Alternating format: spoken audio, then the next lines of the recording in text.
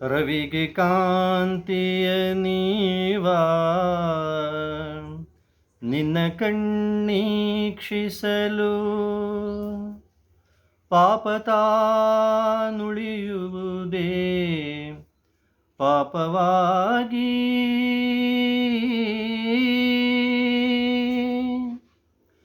ಗಂಗೆ ತಾನೋದ್ಭವಿಪ ನಿನ್ನಡಿಯ ಸೋಕಿಂಗೆ ಗಂಗೆ ತಾನೋದ್ಭವಿಪ ನಿನ್ನಡಿಯ ಸೋಕಿಂಗೆ ನರಕ ತಾನುಳಿಯುವುದೇ ನರಕವಾಗಿ ಮುಚ್ಚುಮರೆಯಿಲ್ಲದೆ ನಿನ್ನ ಮುಂದೆಲ್ಲವನು ಬಿಚ್ಚಿಡುವೆವೋ ಗುರುವೇ ಅಂತರಾತ್ಮ. ಪಾಪವಿದೆ ಪುಣ್ಯವಿದೆ ನಾಕವಿದೆ ನರಕವಿದೆ ಪಾಪವಿದೆ ಪುಣ್ಯವಿದೆ ನಾಕವಿದೆ ನರಕವಿದೆ ಸ್ವೀಕರಿಸುವೋ ಗುರುವೇ ಅಂತರಾತ್ಮ.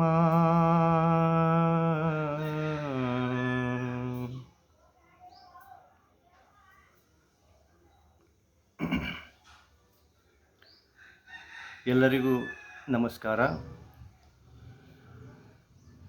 ಇವತ್ತಿನ ದಿನ ಬಹಳ ವಿಶೇಷವಾದಂಥ ದಿನ. ನಮ್ಮ ಭಾರತೀಯ ಆಧ್ಯಾತ್ಮಿಕ ಪರಂಪರೆಯಲ್ಲಿ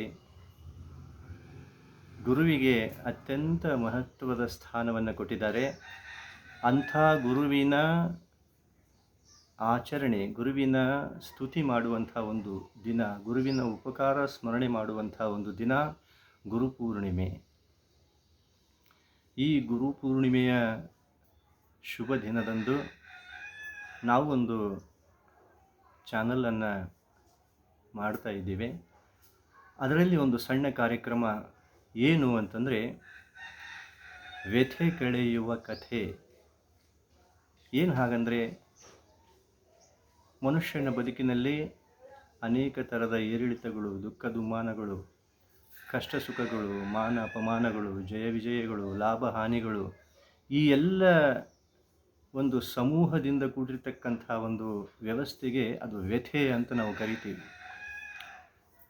ಇಂಥ ವ್ಯಥೆಯನ್ನು ಕಳೆದುಕೊಳ್ಳೋದಕ್ಕಾಗಿ ಮನುಷ್ಯನ ಹತ್ರ ಇಂದು ಏನೆಲ್ಲ ಇದೆ, ಸಂಪತ್ತಿದೆ, ಅಂತಸ್ತಿದೆ, ಆಸ್ತಿ ಇದೆ, ಸಿರಿತನ ಇದೆ, ಅಧಿಕಾರ ಇದೆ, ಬಿರುದು ಬಾವಲಿಗಳಿದ್ದಾವ, ಜನರ ಪ್ರೀತಿ ವಿಶ್ವಾಸಗಳಿದ್ದಾವ. ಆದರೆ ಅವುಗಳು ಯಾವುದರಿಂದಲೂ ಬದುಕಿನ ಈ ವ್ಯಥೆಯನ್ನು ಕಳೆಯುವ ಆ ತಾಕತ್ತು ಅವುಗಳಿಗಿಲ್ಲ. ಈ ವ್ಯಥೆ ನಿಜವಾಗಲೂ ನಮ್ಮ ಬದುಕಿನಿಂದ ಹೋಗಬೇಕಾಗಿತ್ತು ಅಂತಂದರೆ ಅದಕ್ಕೆ ವಿಚಾರದ ಅವಶ್ಯಕತೆ ಅದ. ವಿಚಾರ ಎಲ್ಲಿ ಸಿಗುತ್ತದೆ? ಸಂತರ, ಶರಣರ, ಜ್ಞಾನಿಗಳ ಮಾತುಗಳಲ್ಲಿ. ಅಂಥ ವಿಚಾರವನ್ನು ನಮ್ಮ ಭಾರತೀಯ ತತ್ವಶಾಸ್ತ್ರದಲ್ಲಿ ಅನೇಕ ಜ್ಞಾನಿಗಳು, ಮಹಾತ್ಮರು ಏನು ಮಾಡಿದ್ದಾರೆ ಅಂತಂದರೆ, ಸಣ್ಣ ಸಣ್ಣ ಸಣ್ಣ ಸಣ್ಣ ಕಥೆಗಳ ಮುಖಾಂತರ ಅಂಥ ವ್ಯಥೆಗಳನ್ನು ಕಳೆದಿದ್ದಾರೆ. ರಾಮಕೃಷ್ಣ ಪರಮಹಂಸರು ಇಡೀ ವೇದಾಂತವನ್ನು ಸಣ್ಣ ಸಣ್ಣ ಸಣ್ಣ ಕಥೆಗಳ ಮೂಲಕ ಜಗತ್ತಿಗೆ ಹೇಳಿ ಈ ವ್ಯಥೆಗಳನ್ನು ಕಳೆದಿದ್ದಾರೆ. ಮೊನ್ನೆ ನಮ್ಮ ನಡುವೆ ಆಗಿ ಹೋದಂಥ ನಡೆದಾಡುವ ದೇವರು ಎಂದು ಪ್ರಸಿದ್ಧರಾಗಿದ್ದಂಥ ಪರಮ ಪೂಜ್ಯ ಸಿದ್ದೇಶ್ವರ ಮಹಾಸ್ವಾಮಿಗಳು ಸಹ ಈ ಬದುಕನ್ನು ಸುಂದರಗೊಳಿಸುವುದಕ್ಕಾಗಿ ಆಧ್ಯಾತ್ಮಿಕ ಮೌಲ್ಯಗಳನ್ನು, ಬದುಕಿಗೆ ಬೇಕಾಗಿರ್ತಕ್ಕಂಥ ಮೌಲ್ಯಗಳನ್ನು ಸಣ್ಣ ಸಣ್ಣ ಸಣ್ಣ ಸಣ್ಣ ಸಣ್ಣ ಕಥೆಗಳ ಮುಖಾಂತರ ಹೇಳಿ ಅವರು ಈ ಒಂದು ವ್ಯಥೆ ಕಳೆಯುವ ಒಂದು ಪ್ರಯತ್ನವನ್ನು ಮಾಡಿ ಜಗತ್ತಿಗೆ ಅದನ್ನು ಮಾಡಿದ್ದಾರೆ.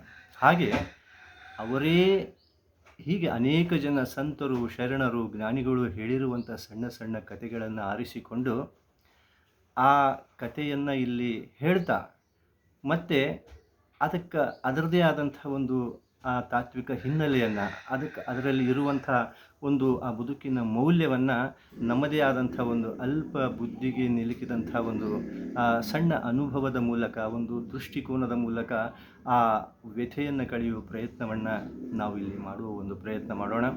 ಹಾಗಾಗಿ ಇವತ್ತು ಗುರುಪೂರ್ಣಿಮೆಯ ಈ ವಿಶೇಷ ದಿನದಂದು ಪರಮ ಪೂಜ್ಯ ಸದ್ಗುರುನಾಥನನ್ನು ಸ್ಮರಿಸ್ತಾ ಇವತ್ತಿನ ಈ ಕಾರ್ಯಕ್ರಮವನ್ನು ನಾವು ಪ್ರಾರಂಭ ಮಾಡ್ತಾ ಇದ್ದೇವೆ.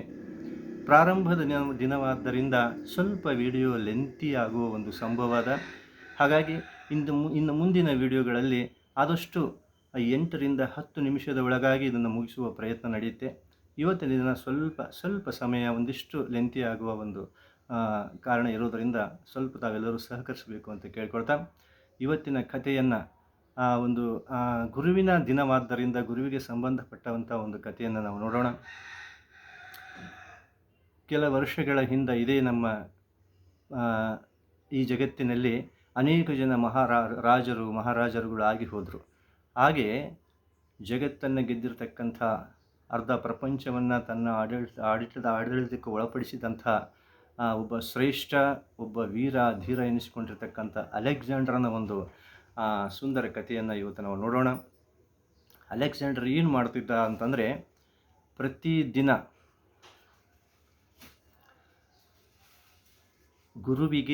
ಗುರುವಿನ ಪಾದಕ್ಕೆ ನಮಸ್ಕಾರ ಮಾಡಿಯೇ ತನ್ನ ದಿನಚರಿಯನ್ನು ಆರಂಭ ಮಾಡ್ತಾ ಇದ್ದ. ಜಗತ್ತನ್ನು ಗೆದ್ದಿರತಕ್ಕಂಥ ಚಕ್ರಾಧಿಪತಿ, ಆದರೆ ಒಂದು ದಿವಸ ಸಹ ತನ್ನ ಗುರುವಿನ ಪಾದಕ್ಕೆ ನಮಸ್ಕಾರ ಮಾಡದೇ ತನ್ನ ದಿನವನ್ನು ಆತ ಪ್ರಾರಂಭ ಮಾಡ್ತಾ ಇರಲಿಲ್ಲ. ಹೀಗೆ ಇದು ಎಷ್ಟೋ ವರ್ಷಗಳಿಂದ ನಡೆದುಕೊಂಡು ಬರ್ತಾ ಇತ್ತು. ಒಂದು ದಿನ ಆತನ ಮಂತ್ರಿ ಕೇಳಿದ. ಯಾಕೆ ಮಂತ್ರಿಗೆ ಕುತೂಹಲ, ಪ್ರತಿದಿನ ನೋಡ್ತಾ ಇದ್ದ, ಏನಿದು, ಯಾಕೆ ಹೀಗೆ ಮಾಡ್ತಾರೆ ನಮ್ಮ ಮಹಾರಾಜರು, ಯಾರ ಆ ಮುದುಕನಿಗೆ ಯಾಕೆ ನಮಸ್ಕಾರ ಮಾಡ್ತಾರೆ ಇವರು, ಅದು ಕಾಲಿಗೆ ಬಿದ್ದು ನಮಸ್ಕಾರ ಮಾಡ್ತಾರಲ್ಲ, ಅಂಥದ್ದೇನಿದೆ ಆ ಮುದುಕನ ಹತ್ರ ಅನ್ನುವಂಥ ಒಂದು ಕುತೂಹಲ ಈ ಈ ಮಂತ್ರಿಗೆ. ಹಾಗೆ ಒಂದು ದಿನ ಸಮಯ ನೋಡಿಕೊಂಡು ಮಂತ್ರಿ ಕೇಳ್ತಾನೆ, ಮಹಾಪ್ರಭುಗಳೇ, ಏನಿದು, ನನಗೊಂದು ಸಂಶಯ ಅದ, ದಯವಿಟ್ಟು ನಾನು ತಮ್ಮ ಹತ್ರ ಕೇಳಲಿಕ್ಕೆ ಅನುಮತಿ ಕೊಡಿ ಅಂತ ಕೇಳಿದಾಗ, ಹೇಳು ಅಂತ ಹೇಳಿದಾಗೆ ಮಂತ್ರಿ ಹೇಳ್ತಾನೆ, ಮಹಾಪ್ರಭುಗಳೇ, ನಿಮ್ಮ ತಂದೆ ಫಿಲಿಪ್ಸ್ ದೊರೆ ನಿಮಗೆ ವಿದ್ಯೆಯನ್ನು ಕಲಿಸಿದ್ದಾನೆ, ಜನ್ಮವನ್ನು ಕಟ್ಟಿದ್ದಾನೆ, ವಿದ್ಯೆಯನ್ನು ಕಲಿಸಿದ್ದಾನೆ, ನಿಮಗಾಗಿ ಸಾಕಿ ಸಲಹಿ ದೊಡ್ಡವರನ್ನಾಗಿ ಮಾಡಿದ್ದಾನೆ. ಆ ಬಳಿಕ ಏನೆಲ್ಲ ಭೋಗ ವೈಭವದ ಜೀವನವನ್ನು ನಿಮಗೆ ಕೊಟ್ಟು, ಇಡೀ ಈ ಸಂಪತ್ತನ್ನು, ಈ ಅರಮನೆಯನ್ನು, ಈ ರಾಜ್ಯವನ್ನು, ಈ ಜಗತ್ತಿಗೆ ಅದ್ಭುತವಾದಂಥ ಈ ಸಾಮ್ರಾಜ್ಯವನ್ನು ನಿಮಗೆ ಬಿಟ್ಟುಕೊಟ್ಟು, ತನ್ನ ತಲೆಯ ಮೇಲಿರುವ ಕಿರೀಟವನ್ನು ನಿಮ್ಮ ತಲೆಯ ಮೇಲಿಟ್ಟು ಇಷ್ಟೆಲ್ಲ ನಿಮಗೆ ನಿಮ್ಮ ತಂದೆ ಫಿಲಿಪ್ಸ್ ದೊರೆ ಮಾಡಿದ್ದಾರೆ. ಒಂದು ದಿವಸ ಸಹ ಅವರ ಕಾಲಿಗೆ ಬಿದ್ದುದನ್ನು ನಾನು ನೋಡಲಿಲ್ಲ ನೀವು. ಆದರೆ ಏನು ಮಾಡಿದಾನ ಅಂತ ಆ ಮುದುಕ, ಆತನ ಕಾಲಿಗೆ ನೀವು ಬಿಡ್ತಿರಲ್ಲ, ಪ್ರತಿದಿನ ಆತನ ಕಾಲಿಗೆ ನಮಸ್ಕಾರ ಮಾಡ್ತಿರಲ್ಲ. ಆತನಿಗೆ ಇರಲಿಕ್ಕೆ ಒಂದು ಮನೆ ಇಲ್ಲ, ಯಾವುದೋ ಒಂದು ಗುಡಿಸಲಿಯಲ್ಲಿ ವಾಸ ಮಾಡ್ತಾನೆ, ಅಥವಾ ಯಾವುದೋ ಮರದ ಕೆಳಗೆ ಕೆಲವು ಸಲ ವಾಸ ಮಾಡಿಬಿಡ್ತಾನೆ. ಹಾಕಿಕೊಳ್ಳಲಿಕ್ಕೆ ಸರಿಯಾದ ಬಟ್ಟೆಗಳಿಲ್ಲ, ಹರಕ ಬಟ್ಟೆಗಳನ್ನು ಉಡ್ತಾನೆ. ಉಣಲಿಕ್ಕೆ ಸರಿಯಾದ ಆಹಾರ ಇಲ್ಲ, ಎಲ್ಲೋ ಭಿಕ್ಷೆ ಬೇಡಿಕೊಂಡು ಅದು ಇದು ಏನೋ ತಿಂದುಕೊಂಡು ಜೀವನ ಮಾಡ್ತಾನೆ. ಇಂಥ ಒಬ್ಬ ಭಿಕ್ಷುಕನಿಗೆ ಪ್ರತಿದಿನ ನೀವು ಕಾಲಿಗೆ ನಮಸ್ಕಾರ ಮಾಡ್ತಿರಲ್ಲ, ಏನಿದರ ರಹಸ್ಯ, ಎಷ್ಟು ಆಶ್ಚರ್ಯ ಇದೆಯಲ್ಲ, ಯಾಕೆ ಅಂತ ಈ ಮಂತ್ರಿ ಕೇಳ್ತಾನೆ ಅಲೆಕ್ಸಾಂಡರ್ ಮಹಾಪ್ರಭುವಿಗೆ. ಅವಾಗ ಅಲೆಕ್ಸಾಂಡರ್ ಮಹಾಪ್ರಭು ಒಂದು ಮಾತು ಹೇಳ್ತಾರೆ, ನೋಡಬೇಕು, ಜಗತ್ತಿನ ಇತಿಹಾಸದಲ್ಲಿ ಸುವರ್ಣ ಅಕ್ಷರಗಳಿಂದ ಬರೆದಿಡಬೇಕಾದಂಥ ಮಾತುಗಳದು. ಒಂದೇ ಮಾತು ಹೇಳ್ತಾನೆ ಅಲೆಕ್ಸಾಂಡರ್, ನೋಡು, ನಮ್ಮ ತಂದೆ ಇಷ್ಟೆಲ್ಲ ಮಾಡಿದ ಅಂತ ನೀನು ಹೇಳ್ತಾ ಇದೆಯಲ್ಲ, ನಮ್ಮ ತಂದೆ ಏನು ಮಾಡಿದ್ದಾರೆ ಅಂತಂದರೆ, my father had brought me from heaven to the earth, but my spiritual master Aristotle lifted me from earth to the heaven itself. ಎಷ್ಟು ಸುಂದರ ಮಾತು.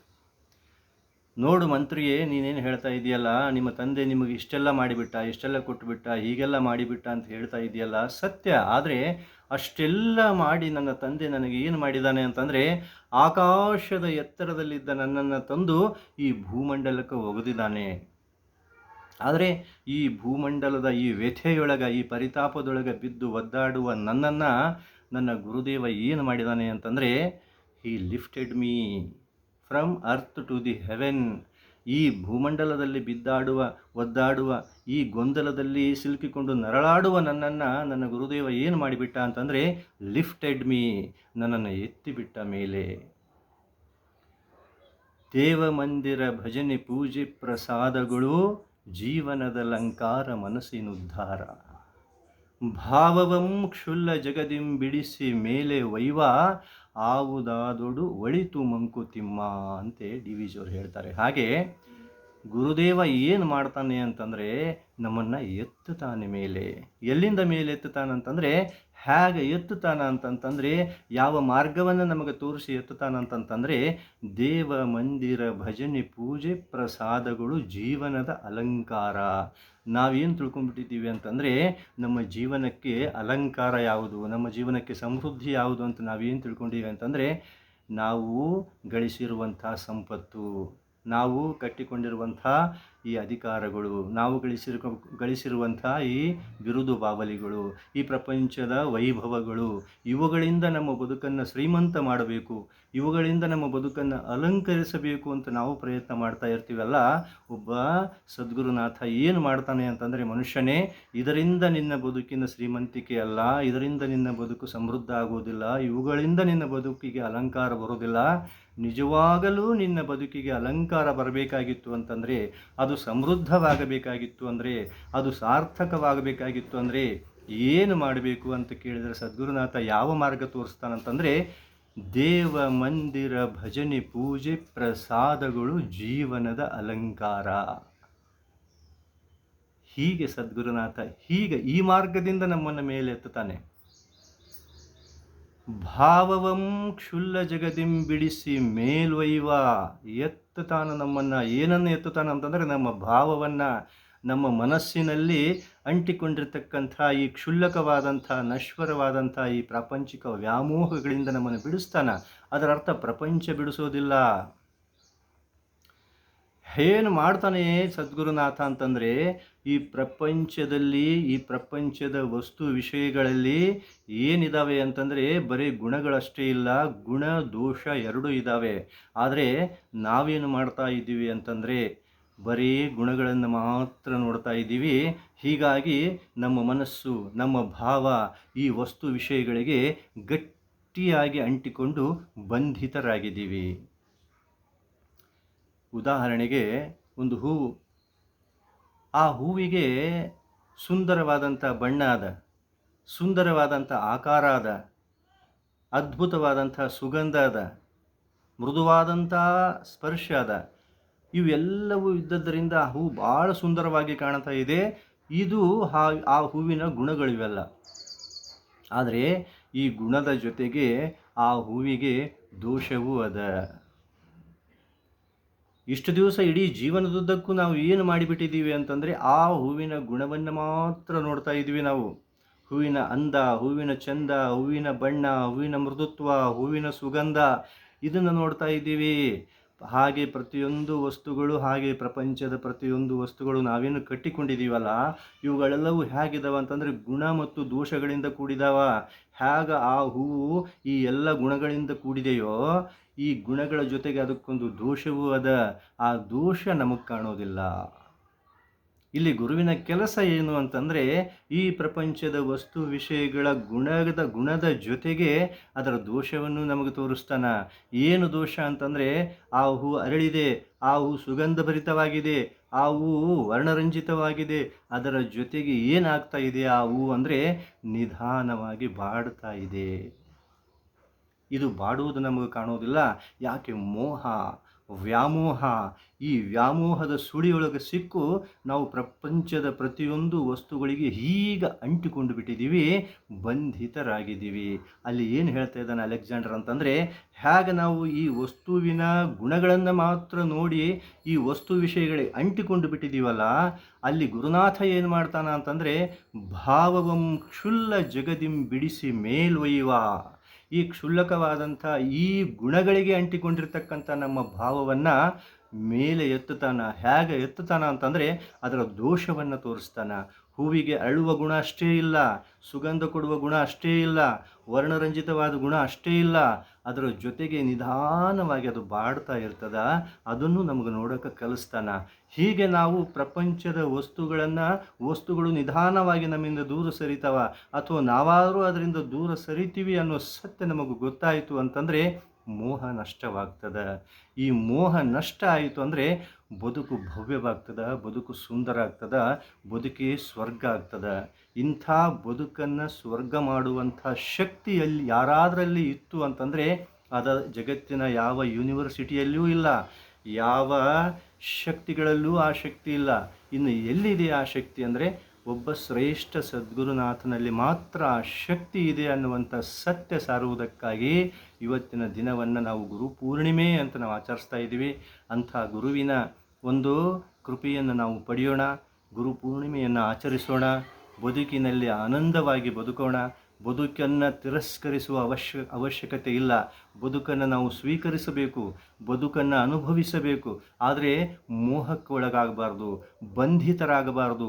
ಬದುಕಿನಲ್ಲಿ ಇರಬೇಕು, ಆದರೆ ಆನಂದ ಪಡ್ತಾ ಈ ಬದುಕನ್ನು ಅನುಭವಿಸಿ ಪರಮಾತ್ಮನ ಸ್ಮರಣೆ, ಭಗವಂತನ ಧ್ಯಾನ, ಗುರುವಿನ ಧ್ಯಾನದೊಂದಿಗೆ ನಾವು ನಮ್ಮ ಬದುಕನ್ನು ಮುಗಿಸಬೇಕು ಅಂತ ಅನ್ನುವಂಥ ಒಂದು ಸುಂದರ ಒಂದು ಸಣ್ಣ ಕಥೆಯನ್ನು ಇವತ್ತಿನ ದಿನ ಪ್ರಾರಂಭಿಸಿ ನಾವು ಗುರುವಿನ ಒಂದು ಕರುಣೆಯನ್ನು ಪಡೆಯೋಣ. ಹೀಗೇ ನಾವು ಮತ್ತೆ ಇನ್ನೂ ಆವಾಗವಾಗ ನಾನು ಈ ಥರದ ವಿಡಿಯೋಗಳನ್ನು ಅಪ್ಲೋಡ್ ಮಾಡ್ತಾ ಇರ್ತೀನಿ. ಪ್ರತಿ ಸಲ ಒಂದೊಂದು ಕಥೆಯನ್ನು ತೆಗೆದುಕೊಳ್ಳೋಣ. ಆ ಕಥೆಯಲ್ಲಿರುವಂತಹ ಮೌಲ್ಯ ಏನು, ಅದರಿಂದ ನಮಗೆ ಬದುಕಿಗೆ ಸಿಗುವಂಥ ಒಂದು ತತ್ವ ಏನು ಅನ್ನೋದನ್ನು ನೋಡೋ ಒಂದು ಪ್ರಯತ್ನ ಮಾಡೋಣ ಅಂತ ಹೇಳ್ತಾ ಮುಂದಿನ ವಿಡಿಯೋದಲ್ಲಿ ನಾವು ಮತ್ತೆ ಭೇಟಿಯಾಗೋಣ. ಈಗ ದಯವಿಟ್ಟು ತಮ್ಮೆಲ್ಲರಲ್ಲಿ ಒಂದು ವಿಜ್ಞಾಪನೆ, ಒಂದು ವಿನಂತಿ ಏನು ಅಂತಂತಂದರೆ ಈ ಚಾನಲನ್ನು ಸಬ್ಸ್ಕ್ರೈಬ್ ಮಾಡಿ. ನಾವಷ್ಟೇ ಕೇಳೋದಲ್ಲ, ಇಂಥ ಸುಂದರ ಜ್ಞಾನಿಗಳ ಮಾತುಗಳನ್ನು 4 ಜನರಿಗೆ ಅದು ಮುಟ್ಟಿಸುವ ಪ್ರಯತ್ನ ನಮ್ಮದಾಗಬೇಕು. ಆದ್ದರಿಂದ ಈ ವಿಡಿಯೋವನ್ನು ಶೇರ್ ಮಾಡಿ, ಲೈಕ್ ಮಾಡಿ, ಕಾಮೆಂಟ್ ಮಾಡಿ. ಮತ್ತೊಂದು ಸಲ ಹೇಳ್ತಾ ಇದ್ದೀನಿ, ದಯವಿಟ್ಟು ಸಬ್ಸ್ಕ್ರೈಬ್ ಮಾಡಿ ಅಂತ ನಿಮ್ಮಲ್ಲಿ ಕೇಳಿಕೊಳ್ತಾ ಇವತ್ತಿನ ವಿಡಿಯೋನ ಮುಗಿಸೋಣ. ಮುಂದಿನ ವಿಡಿಯೋದಲ್ಲಿ ಮತ್ತೆ ಭೇಟಿಯಾಗೋಣ. ಎಲ್ಲರಿಗೂ ನಮಸ್ಕಾರ.